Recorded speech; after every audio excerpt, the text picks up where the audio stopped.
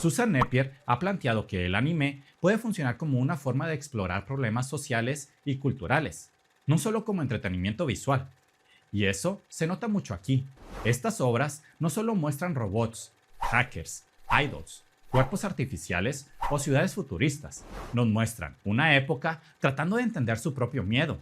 Y quizá por eso siguen sintiéndose actuales, porque hoy también vivimos rodeados de pantallas. También sentimos que la tecnología avanza más rápido que nuestra capacidad de entenderla. También vemos a jóvenes cargando crisis que no provocaron. También habitamos ciudades llenas de luces, información y una sociedad cada vez más difícil de explicar.